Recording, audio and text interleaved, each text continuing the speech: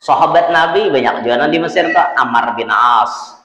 Sampai wah ini buai makomnya Ammar bin As tuh bau harum. Ini ada lubang di makom tuh, keluaran bau harum di situ. Asli ini nih, kada ada di harum-harumi. Anda aja pian hidung ke situ, pasti cium bau harum. Itu di kuburnya Ammar bin As. Di kuburnya sebelahnya nang bakat dalam di muka sini Ammar bin As, bakat dalam ini ada sahabat Nabi, saya pengarannya ya Allah, Uqbah bin Amir. Kalau ada khilaf tuh ngaratnya. Uqbah bin Amir ini sahabat Nabi nang membantu Ammar bin As di Mesir. Ammar bin As jadi gubernur, si Uqbah ini jadi penasehat. Itunya bilanya rindu lawan Rasulullah, ambilnya batu. Bilanya rindu lawan Rasulullah, di batu tuh cungol Nabi kita Muhammad. Inya kawan melihat video klip Nabi Muhammad. Jika istilah wah ini video call. Inya memvideo call Nabi Muhammad pakai batu. Batunya sampai wah ini ditempel orang di dinding dekat makomnya beliau. Itu di Mesir, boy, hendakannya. Sungai yang sangat berkah, yang menjadi saksi di mana Nabi Musa dialirkan di sungai situ. Kemudian sungai tersebut bahkan merupakan keberkahan dari sorga, karena muaranya sungai Nil itu dari keberkahan sorga, ujungnya sampai ke sorga itu. Sungai terpanjang di dunia, melewati 11 negara, cuman yang terkenal di Mesir. Indah pemandangan di Mesir. Mengkita wayah ini tuh naik di kapal pesiar, boy, makanan kita di kapal tuh sambil memandangi sungai Nil, sambil menghayalakan mana Nabi Musa larut bahari. Itu sungai-sungai berberkah. Suah sungai Nil tuh karing bahari, sawat karing. Lalu disurati Sayyidina Umar, Bismillahirrahmanirrahim, min amiril mu'minin Umar ibnil Khattab linahri Nil. Timbayakan Ammar bin As ke sungai Nil, sampai wah ini kada wani lagi karing sungai Nil, saking jagaunya Sayyidina Umar tuh sungai Nil jangan wani sawat karing. Timbai sidin kertas ngaran Sayyidina Umar jadi tulis babanyo. Napian tuh maulah sumur bila kada babanyo, timbai kertas tulis ngaran Sayyidina Umar. Dicobaan lo kok mau Sayyidina Umar saking jagaunya dia. Madinah tuh bahari suah gempa. Di mamai Sayyidina Umar, ikam nih buminya bergerak-gerak. Kamu kada sadar kah? Di dalam parut ikam tuh ada jasad mulia Nabi Muhammad. Kenapa ikam bergerak? Kada tahu di supan. Anai bumi Madinah langsung. Sampai wah ini suah lagi gempa. Anai, dan Umar bin Khattab. Setan aja maliyong bila tetap presiden. Umar berjalan di arah sini, setan berjauh beliau. Dua ini tersulisihun Sayyidina Umar saking jaga. Bismillahirrahmanirrahim. Alhamdulillahi rabbil alamin, wassalatu wassalamu ala asyrafil anbiya wa imamil mursalin, Sayyidina wa maulana Muhammadin wa ala alihi at-tayyibin at-tahirin wa ala ashabihi al-ghurril mayamin wa tabi'ina lahum bi ihsanin ila yaumiddin.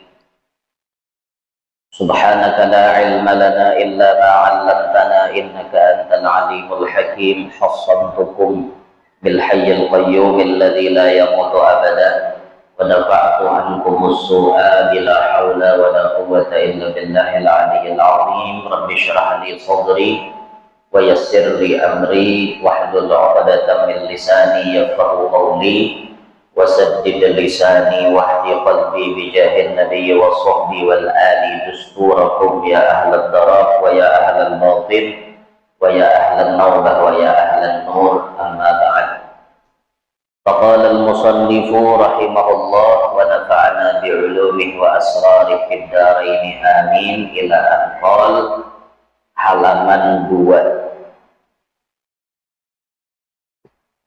Dan dalam firman yang lain, halaman 2, walau kunta faddan ghalidhal qalbi lanfaddu min hawlik Ali Imran 159.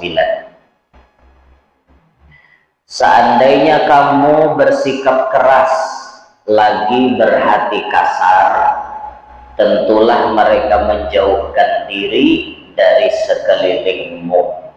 Quran surat Ali Imran ayat 159. Nah, ini ayat salah satu bentuk pujian Allah untuk Nabi Muhammad. Nabi Muhammad itu disebutkan sidin ada bisa kasar lawan orang. Dalam Nabi menyampaikan agama, sidin lemah lembut, ada suah kasar, namun tegas dalam hukum. Ada nang lembek, ada itu Rasulullah. Seandainya jara Allah ikam Muhammad kasar, bahasa Allah. Seandainya ikam kasar, niscaya orang-orang yang ada di sekitar ikam itu lari daripada ikam. Tapi karena Rasulullah itu lemah lembut, terus ini.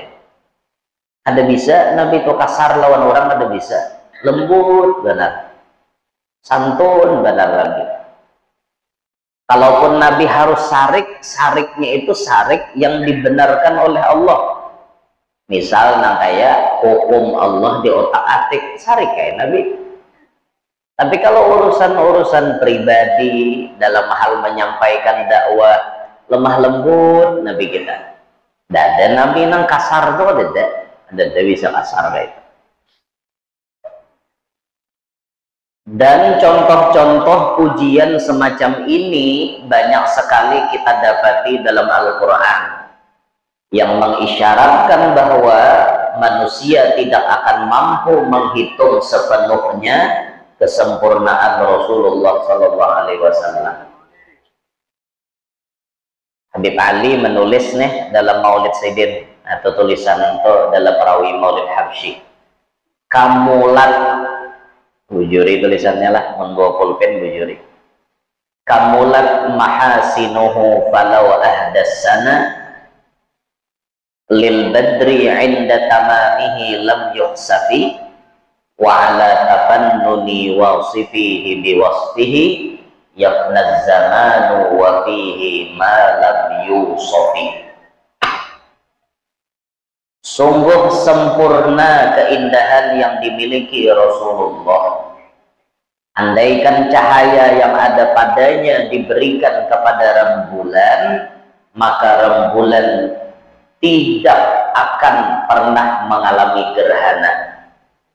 Bagaimanapun pandainya seseorang melukiskan kesempurnaan sifat-sifat Nabi Muhammad Sallallahu Alaihi Wasallam, sampai zaman berakhir pun masih akan ada sifat yang belum bisa diungkapkannya.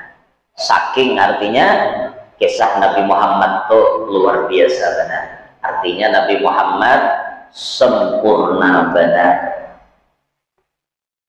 Semakin maju peradaban manusia, semakin jauh langkah kebudayaannya, dan semakin meninggi pendakian puncak kejayaannya, maka semakin tinggi cakrawala berpikirnya. Dengan keluasan cara berpikir, mereka akan sadar betapa besar jasa Nabi Muhammad SAW terhadap kehidupan seluruh umat manusia. Bagi orang yang berpikir jasidin, pasti kalau menyimpulkan Nabi nang sempurna ini memiliki jasa nang luar biasa jasa umat manusia. Barakat Rasulullah sabarataan. Mulai adanya kita barataan ini barakat Nabi. Nikmatul ijad, nikmat kita diadakan Allah itu karena Nabi. Tuhan itu menciptakan alam karena Nabi. Ya kayaknya Nabi itu kan ada Tuhan kan hendak maulah alam. Apa gunanya aja Tuhan aku maulah jaka kada karena kekasihku Muhammad. Sampai Sayyidin mengatakan laulaka lama khalaqtul aflaq. Jikalau tidak karena engkau wahai Muhammad, aku kada maulah alam. Jadi alam ini ada karena berkat Nabi. Di situ pulang dalam hal kita hidup, hukum mahukum, damai kita dapat. Rasa damai itu didapat tentram, nyaman, ada aturan. Siapa namulahkan aturan? Siapa nama menyampaikan dakwah? Nabi Muhammad. Nabi nama menyampaikan. Cobalah jaka syariat Nabi itu pian kadada turun lawan kita nih. Kadada sampai ke wadah kita nih. Uyuh kita. Nabi Muhammad contohnya punya syariat manusia itu wajib dilindungi 3 perkara daripada dirinya. Hartanya, harga dirinya, dan darahnya. Itu wajib dijaga. Kada boleh orang Islam itu darahnya ditumpahkan. Kada boleh hartanya diambil semena-mena. Kada boleh harga dirinya dihinakan sekehendak kita. Ada aturan sehingga kita ini nyaman hidup. Kada takutan kita hendak dibunuh orang. Kita kada berpikir itu, karena orang yang beriman, orang yang beragama Islam pasti melihat, oh aku kada boleh membunuh orang, karena itu aturan agama, aturan Nabi Muhammad. Maka otomatis pembunuhan itu kada banyak dilakukan karena ada aturan. Coba aja kan Nabi Muhammad kada maatur. Sako sedikit bahual sudoh, sedikit bahual timpas. Aturannya ada. Tapi mun ada aturan berpikir hendak nimpas orang. Dalam agama berdosa, dalam tatanan hukum negara pun kena pasal 338 ayat 2 KUHP. Itu pasal menghilangkan nyawa seseorang. 340 pembunuhan berencana. Itu hukum negara. Hukum Islam dosanya ganal, wajib kisos. Kisos itu bila memati orang, seorang dipancung, ditatak pohon bulu. Nah itu hukum Islam. Dengan adanya peraturan itu hidup jadinya tak damai. Ada dalam pembunuhan secara bebas itu ada. Harta ulang. Selama orang itu Islam dan Islamnya kuat imannya, pastinya berpikir ini harta orang, kada boleh aku ambil, kada boleh aku malalar pahalatan tanah orang, kada boleh aku mengambil harta orang, kada boleh aku mengambil hak orang lain, kada boleh.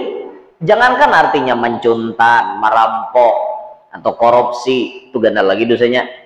Jangankan itu, nanti ulun terancak ulun sampaikan apa? Ghasab itu udah berdosa. Ghasab itu menguasai milik orang lain sementara. Kada nyuntan kada. Contoh, pian naik ke masjid, hendak baudo, minjam sandal orang, tapi minjam ini kada bepadah. Memurok sandal orang di situ, sandal siapa dipurok kada tahu. Itu bahasa fikihnya ghasab. Ghasab itu memiliki sementara tanpa izin, nah ampunnya benda tuh berdosa lah, berdosa. Kecuali kayak pian minta halal lawan nah ampunnya, hanya selesai urusan. Han hak nang ghasab tuh aja berdosa, apalagi nyuntan, apalagi merampok, apalagi ngorupsi. Makinnya bertriliun-triliun duit negara diambil. Kayak apa masyarakat hendak maju, kayak apa rakyat hendak nyaman, taguk taruh duit rakyat. Bubuhannya nang di atas itu tak tukang taguki. Tapi alhamdulillah zamannya Pak Prabowo banyak koruptor yang sudah ditangkapi, alhamdulillah. Dibongkar sidin sudah, alhamdulillah. Tunggal ikungan kelihatan balang-balangnya. Itu jadi maulah ekonomi kita ini lapah bener. Cari duit uyuh, cari pelowongan pekerjaan, hendak begawi jelapah. Nah, itu mafia-mafia yang penjahat-penjahat negara ini alhamdulillah banyak sudah diungkapi oleh presiden kita. Banyak yo, presiden kita ini luar biasa sih. Hanya dalam berapa bulan ini, sudahlah setahun belum lah. Nah, ini artefak-artefak nang sejarah bersejarah di Indonesia nang dibawa oleh Belanda, bawa ke sini sudah dibulikakan ke Indonesia. Kurang lebih berapa 30.000 buting kah? Haris, pusaka, tombak menombak segala macam. Itu kan dibawa Belanda bule ke sana karena dulu kita dijajah Belanda, dibawanya ke sana. Kayak wayah ini karena diplomasi, hubungan diplomasi antara Indonesia dengan Belanda luar biasa, sampai dapat siden mau raja ratu Belanda nih apa mau unjuk artefak itu bulikakan ke Indonesia. Alhamdulillah 175 tahun hitungannya mulai dibawa ke Belanda sampai ini nah harta bule ke Indonesia. Ayo zaman Prabowo ada kegampangan. Pas saja sudah ucapan Gus Dur, orang yang paling ikhlas di Indonesia ini adalah Prabowo. Paling ikhlas memikirkan rakyat itu Prabowo. Dan dia nanti Gus Dur akan jadi presiden saat usianya tua. Pas saja Bang 5 kali 4 pilpres kalah terus. Pambihan tadi jenang mana? Umur sidin 73 waktu jadi presiden. Pas saja ucapan Gus Dur dah. Soteng lagi ucapan Gus Dur nih balong. Indonesia masuk Piala Dunia. Tapi tarakang sudah nih ada dah, lowongannya sudah terbuka. Gus Dur sudah mau capek. Indonesia akan masuk Piala Dunia. Buktikan ucapan Gus Dur bagaimana. Bilanya bujur biar jiarah atau buirang mau jumpa. Gus Dur sabarataannya ucapan sidin itu jadi kenyataan. Jokowi jadi presiden jadi kenyataan. Wali kota jadi Gus Dur. Kalau dia memang nanti dia jadi presiden. Wah, jadi presiden. Orang Cina bisa jadi gubernur, ya Ahok. Itu ucapan Gus Dur juga. Banyak ucapan Gus Dur yang jadi kenyataan sudah. Nah, sebutin lagi kita menghadang Indonesia masuk Piala Dunia. Ini sudah terbuka kalau jalannya pindah terbuka kalau dah. Nah, menghadang tabusnya aja lagi. Hadangi aja. Insya Allah masuk. Urusan manang kada manang tuh udah tahu yang penting masuk dulu. Kan kayak itu sambatan Gus Dur masuk Piala Dunia.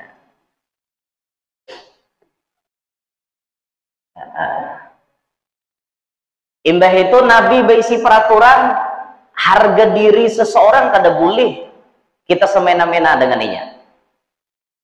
Tiap-tiap orang itu kan berisi harga diri. Saat kita menurunkan harga diri orang itu berdosa. Harga dirinya kita sambati dosa.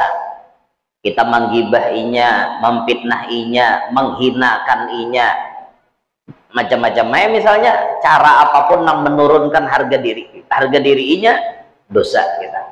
Itu peraturan Nabi Muhammad. Jadi kenal benar jasa Rasulullah.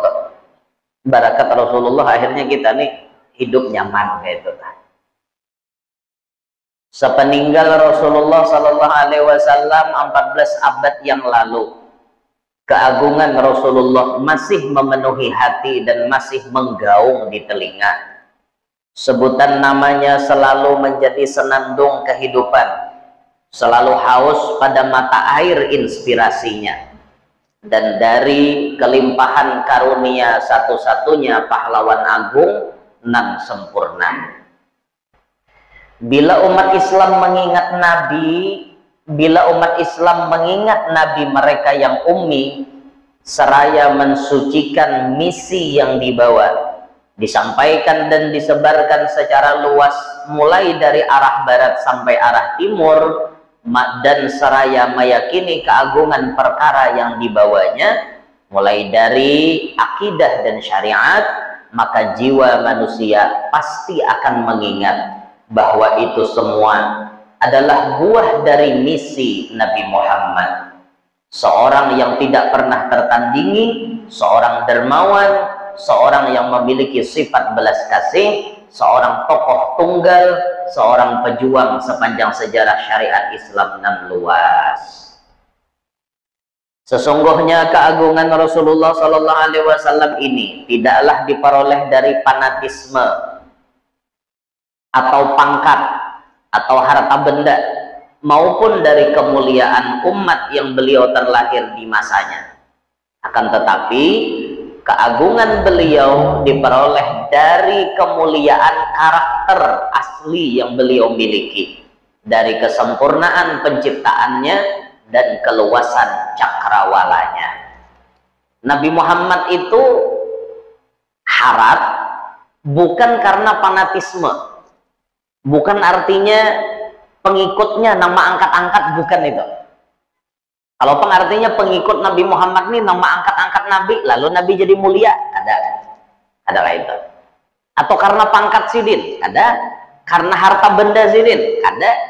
Atau karena Nabi itu terlahir daripada tokoh-tokoh yang berpengaruh, ada juga. Aslinya kemuliaan Nabi Muhammad itu memang dari kesempurnaan penciptaan sidin dan daripada keluasan cakrawalanya Nabi. Yang paling utama benar kesempurnaan penciptaan ini, baik dari segi penciptaan batang tubuh atau fisiknya Nabi yang paling sempurna, plus yang paling utama benar akhlaknya Nabi yang luar biasa. Itu nama ulah Nabi itu sampai dipuji oleh Allah, wa innaka la'ala khuluqin 'adzim, engkau ini memiliki akhlak yang sangat agung. Itu tuh jadi dipuji, itu jadi tinggi, benar luar biasa. Beliau adalah contoh nan luhur bagi manusia yang menginginkan kesempurnaan. Beliau seorang yang mempersembahkan nyawa di masa hidupnya demi jihad, dan wafatnya pun dalam keadaan jihad. Beliau adalah utusan yang dipilih oleh Allah dari sekian banyak makhluk agar menyampaikan risalahnya. Setelah masa kekosongan dakwah yang sekian lama, saat masa-masa itu banyak sekali terjadi kesesatan. Masa yang tidak mengenal hidayah langit yang pernah diturunkan oleh nabi-nabi sebelumnya.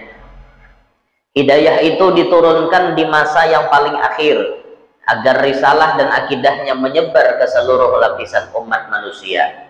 Ajarannya adalah sebuah fitrah, di mana Allah menciptakan manusia untuk mengikuti fitrah itu. Risalah yang dibawanya telah menyeluruh ke alam semesta dan menjadi keyakinan yang benar bagi seluruh manusia. Itulah agama Allah yang manusia diciptakan untuk mengikutinya. Sebelum Nabi Muhammad datang membawa ajaran ini, itu masa-masa kekosongan. Dahulu Pak Bu, nabi-nabi itu tugasnya hanya per suku. Jaka ibarat kita tuh ya paling luas ibaratnya sekelas satu provinsi lah. Misalnya Nabi Musa diutus untuk Provinsi Kalimantan Selatan, misal. Lingkupnya hanya itu, dakwah Nabi Musa. Untuk Kalimantan Tengah, Kalimantan Timur, itu bukan wilayah Nabi Musa. Itu dahulu tuh. Nih Nabi Musa ditugaskan mendakwahi Bani Israel. Bani-bani yang lain, ada kayak itu. Ada didakwahi, kada termasuk. Karena ada Nabi yang diturunkan kepada suku Ano, diturunkan kepada suku Ano. Tugasnya tuh di seputaran situ aja. Nah beda wan Nabi Muhammad nih.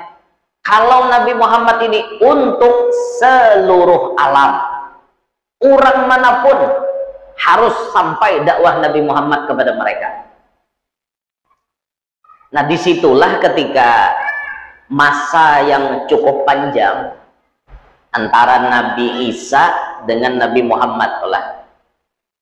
Bahkan mun di Arab, kalau di Arab mulai zaman Nabi Ibrahim anak Ismail, mulai di zaman itu terus sampai ke Nabi Muhammad hanya ada Nabi. Kalau nabi-nabi yang lain itu kan di Bani Israel turunnya, di Palestina, rata-rata tuh di Palestina. Makanya Palestina tuh Ardul Anbiya, buminya para nabi itu Palestina. Tapi ya Palestina harus menjalani takdir yang sudah digariskan Tuhan. Memang saat ini Palestina ya dibombardir oleh Israel, laknatullah. Dibombardir oleh orang-orang yang melakukan genosida ke orang nyambat, hendak menghabiskan ras atau suku. Mereka hendak jadi penguasa di sana, dan itu memang bagian daripada takdir menuju hari kiamat. Harus kayak itu memang. Tapi kayaknya Palestina dan seputarannya seperti Syria, itu mereka akan menjadi saksi di mana akhir zaman terjadi itu letaknya di daerah sana, tanda-tanda nangganal. Nah kayak pembunuhan Dajjal, atau kena di sana kejadiannya. Udah hitamnya kan udah hitamnya Dajjal beilang aja, beilang bujuran selama 40 hari. Dajjal itu mengelilingi dunia 40 hari. Sama sokain nusa indah ini sampai Dajjal ke sini, mana lah sampai taros. Keluar mana-mana sampai Dajjal tak. Nangnya kada kau masuk kan Mekah Madinah dua itu aja, nang kada kau masuk. Semuanya dituntiinya, tapi karena menjadi saksi di mana Dajjal itu akan dibunuh, itu daerah Syam, daerah Syria situ kan. Bukan daerah Damaskus anunya sekarang. Ada masjid yang diperkirakan di situ letaknya, disitulah tempat pembunuhan Dajjal kan. Ada Babul Lud namanya. Itu proses akhir zaman. Jadi nabi-nabi itu pian rata-rata diturunkan Palestina rata-rata. Walaupun ada juga nabi-nabi sebaleh yang diutus kayak ke Mesir, kayak Nabi Musa kan. Ya Mesir itu lawan Palestina berbatasan juga. Mesir lawan Palestina berbatasan juga. Nabi Musa kan di Mesir dakwahnya. Di Mesir mendakwahi Fir'aun. Adanya nyamanan mendakwahi Fir'aun. Orangnya ngaku jadi Tuhan. Itu nanti dakwahi Nabi Musa tak. Sampai wahini lah awak Fir'aun tuh masih ada di mumi, di balsam, diawetkan. Bukan Allah nama awetkan, tapi tangan manusia nang sengaja mengawetkan. Memang Allah memberi isyarat awaknya akan diselamatkan, dan sampai detik ini diawetkan. Ada di museum di Mesir. Masuk kayak ke situ melihat orang nang suah ngaku jadi Tuhan nih. Mati juga sekalinya. Ajagau ya bahari Fir'aun tok mati juga. Masuk ke situ kita. Oh, kayak ini Pak, orang nang suah bepandir ana rabbukumul a'la. Aku Tuhan kalian yang maha tinggi. Mati juga akhirnya. Di Mesir itu kan banyak wali-wali, nabi-nabi, makom nabi siapa lah? Nabi Daniel ada. Nabi 25 Daniel ini kada masuk. Cuma ini jadi nabi Daniel. Nabi Daniel ini suah berapa puluh tahun awaknya tuh kada dikuburkan, tapi dijadikan jimat oleh bubuhan non Islam. Inya meyakini buhan Nabi itu kada buruk. Jadi Nabi Daniel saja riwayatnya lawas hanya dikubur. Puluhan tahun zaman Khalifah Umar bin Khattab, hanyar jasad Nabi Daniel ini diambil lalu dikuburkan di Mesir. Nabi Daniel itu kuburannya di Mesir. Besobalahan makom Nabi Daniel ada makom Luqmanul Hakim. Bahigaan, besobalahan bahigaan, keparakan. Andakannya di Mesir. Parak aja lawan kubah Imam Syafi'i, parak. Kubah Syekh Zakaria Al-Ansari, parak. Wah, di Mesir tuh biar sebulan genjiarah ada tuntung menjiarahi wali-wali ini. Abul Hasan Syadili itu jauh benar andakannya, mulai kota Mesir 500 km 12 jam mulai keluar ke Samarinda bermobil hanya sampai ke makam Abul Hasan Syadili. Pengarang Burdah di Mesir juga. Kota Alexandria ngarannya, kota tua. Itu kota pertama yang ada di negara Mesir, kota Alexandria. Di situ ada benteng Kitbai namanya. Pian pernah lah nonton film Ketika Cinta Bertasbih? Pernah lah. Nah, ada kalau inya syuting Azam tuh di lawan Didi Petet kah siapa? Didi Petet apa? Nah, nya syutingnya tuh di benteng Kitbai. Itu di Mesir nanti ada orang bejukong na mangayuh na ini na. Itu bintang Kitbay bahari. Saksi peradaban Islam itu. Di kota Alexandria ini nang makam Sahibul Burda Imam Busiri, makam Guru Sidin Abul Abbas Al-Mursi. Di tengah-tengah kota Mesir ada makamnya Ibnu Athaillah As-Sakandari, ada Sayyidah Nafisah Al-Hasani, gurunya Imam Syafi'i, dzurriyyat Sayyidina Hasan. Banyak wali-wali di situ, banyak bener. Sahabat Nabi banyak juga di Mesir tuh. Ammar bin As, sampai wah ini buai makamnya Ammar bin As tuh bau harum. Ini ada lubang di makam tuh, keluaran bau harum di situ. Asli ini kada ada di harum-harumi. Anda aja pian hidung ke situ, pasti cium bau harum. Itu di kuburnya Ammar bin As. Di kuburnya sebelahnya nang bakal dalam di muka sini Ammar bin As, bakal dalam ini ada sahabat Nabi siapa ngarannya ya? Allah. Uqbah bin Amir. Kalau ada khilaf tuh ngarannya. Uqbah bin Amir ini sahabat Nabi nang membantu Ammar bin As di Mesir. Ammar bin As jadi gubernur, si Uqbah ini jadi penasehat. Itunya bilanya rindu lawan Rasulullah, ambilnya batu. Bilanya rindu lawan Rasulullah, di batu tuh cungol Nabi kita Muhammad. Inya kawan melihat video klip Nabi Muhammad. Jika istilah wah ini video call. Inya memvideo call Nabi Muhammad pakai batu. Batunya sampai wah ini ditempel orang di dinding dekat makomnya beliau. Itu di Mesir, boy, hendakannya. Sungai yang sangat berkah yang menjadi saksi di mana Nabi Musa dialirkan di sungai situ. Kemudian sungai tersebut bahkan merupakan keberkahan dari sorga, karena muaranya sungai Nil itu dari keberkahan sorga, ujungnya sampai ke sorga itu. Sungai terpanjang di dunia melewati 11 negara, cuman yang terkenal di Mesir. Indah pemandangan di Mesir. Kita wayah ini tuh naik di kapal pesiar, boy. Makanan kita di kapal tuh sambil memandangi sungai Nil, sambil menghayalakan mana Nabi Musa larut bahari. Itu sungai-sungai berberkah. Suah sungai Nil tuh karing bahari, sawat karing lalu. Disurati Sayyidina Umar, Bismillahirrahmanirrahim, min amiril mu'minin Umar ibnil Khattab linahri Nil. Timbayakan Ammar bin As ke sungai Nil, sampai wah ini kada wani lagi karing sungai Nil. Saking jagaunya Sayyidina Umar tuh sungai Nil jangan wani. Sawat karing timbai sidin kertas ngaran Sayyidina Umar jadi tulis babanyo. Nah pian tuh maulah sumur bila kada babanyo timbai kertas tulis ngaran Sayyidina Umar. Dicobaan lo mau. Sayyidina Umar saking jagaunya dia. Madinah tuh bahari suah gempa. Di mamai Sayyidina Umar, ikam nih buminya bergerak-gerak.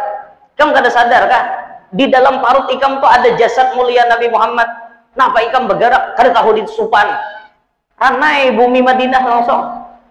Sampai wah ini suah lagi gempa. Karena Umar bin Khattab.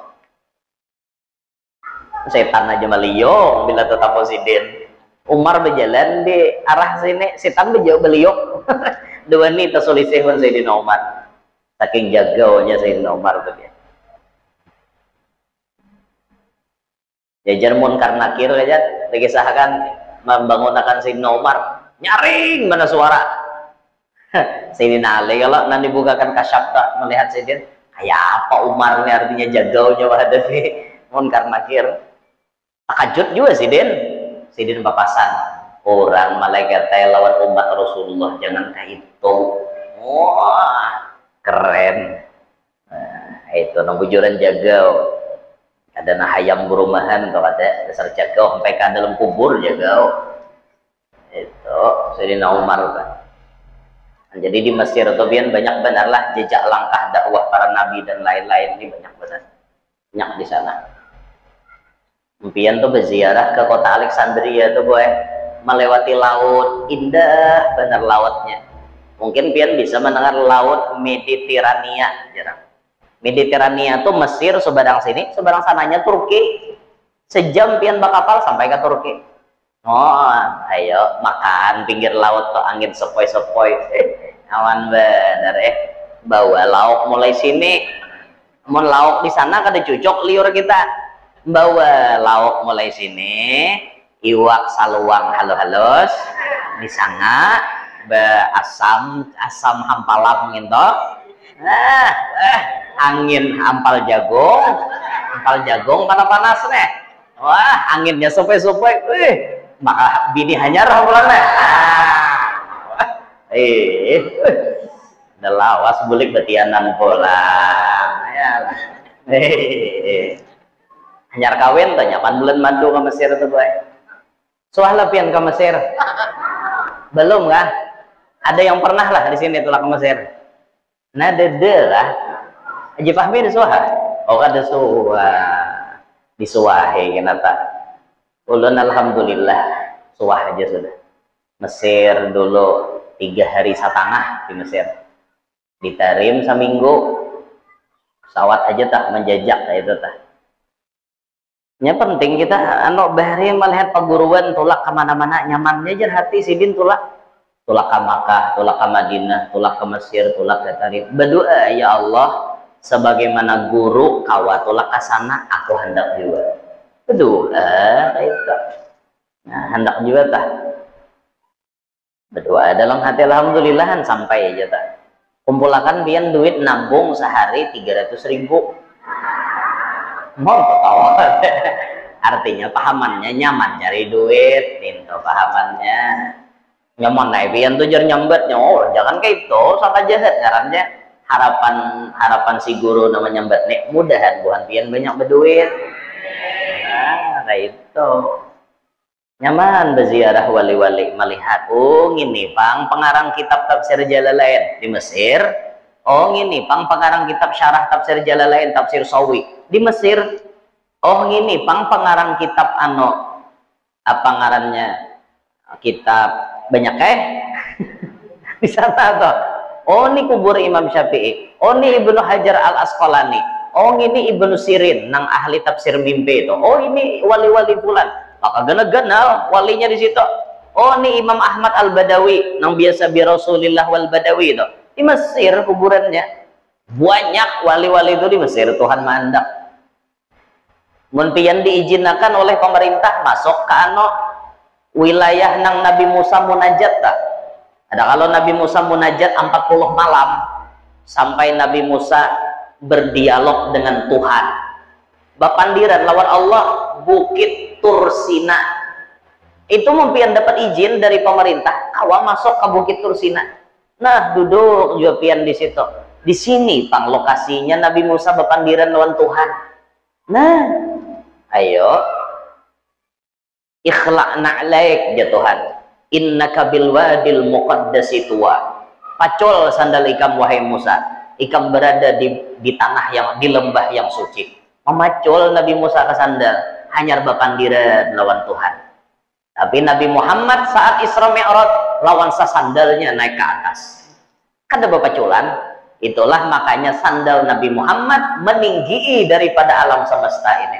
Sandalnya aja, apalagi orangnya. Oh, sandalnya Rasulullah. Nabi Musa disuruh Tuhan macul di bumi itu anakannya Nabi Musa. Suruh Tuhan macul, Nabi Muhammad sampai naik ke atas langit ada bapaculan sandal sidin. Mulia benar Rasulullah tuh mulia benar. Luar biasa sih. Sikit gila. Sikit lagi. Mana tadi? Risalah beliau. Jadi Nabi tadi kan kayak Nabi Musa di Mesir aja. Itu tak. Ada Nabi Musa tak ke Arab berdakwahnya ada. Karena wewenang sidin sampai di situ aja. Jadi orang Arab zaman itu tuh kekosongan para nabi mulai zaman Nabi Ibrahim lawan Ismail. Ke bawahnya nggak ada lagi nabi, hanya datang Nabi Muhammad. Nah makanya orang-orang yang berada di kekosongan para nabi itu disebut ahlul fatrah. Nang kayak mamanya Rasulullah, kayak abahnya Rasulullah, kainya Rasulullah, itu ahlul fatrah namanya.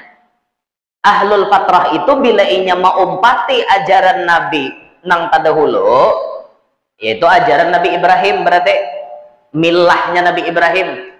Lalu mereka beribadat dengan ajaran Nabi Ibrahim, maka mereka dianggap ahli surga karena mereka ahlul fatrah. Belum Nabi Muhammad menyampaikan dakwah, mereka sudah wafat. Kayaknya Nabi, mamanya Nabi, abahnya Nabi. Ada kelompok-kelompok wayah ini nang madahakan abahnya Nabi masuk neraka. Ada mamanya Nabi ya di neraka juga ya.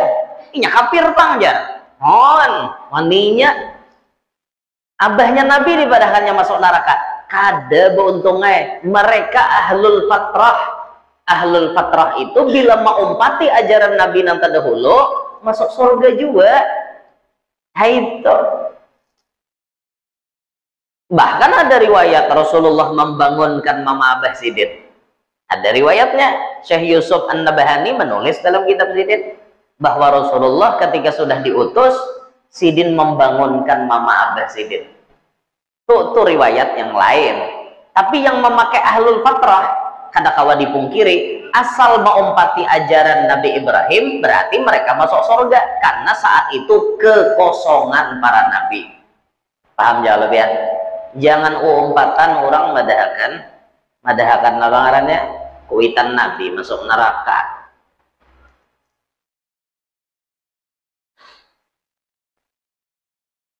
Lawan bahasa Arab tuh jangan jadi dipahami nang perlugat nang kaitanya bisa syarahnya tuh ada. Abi itu kan ada berataan abahku, artinya abi itu bisa artinya paman. Ada Nabi madahakan waktu sahabat tuh bertakun abahku kayak apa? Jar Nabi abahmu wan abahku dalam neraka. Tapi bahasa abahku di situ lah abahnya Nabi Abu Lahab. Abu Lahab nang dalam neraka. Ya kada pasian bang. Ada abahnya Rasulullah nih, orang hebat, orang luar biasa. Bahkan orang na artinya berziarah ke makam abahnya Nabi, nalal muna wal maqsidah. Kita kalak nang ditulis Syekh Muhammad Al-Azab nih dalam Maulid Sidin.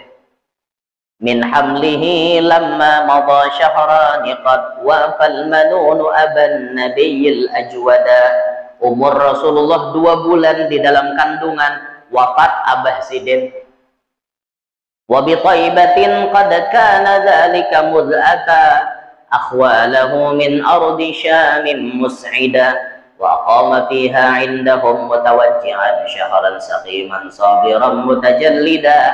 Lalu ada tulisan wa dharihuhu qad asyraqat anwaruhu. Kuburan abahnya Nabi memancarkan cahaya.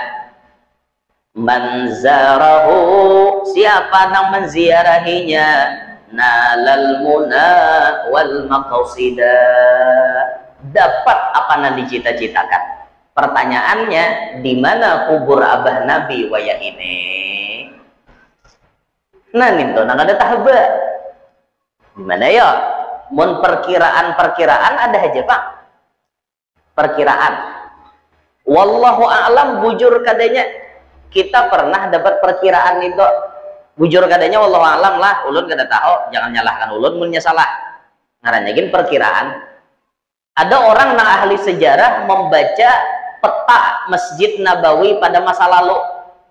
Mereka membaca peta dan ternyata mereka menemukan arah kubur abah Nabi itu sebenarnya jar di parak pagar pintu nomor 18.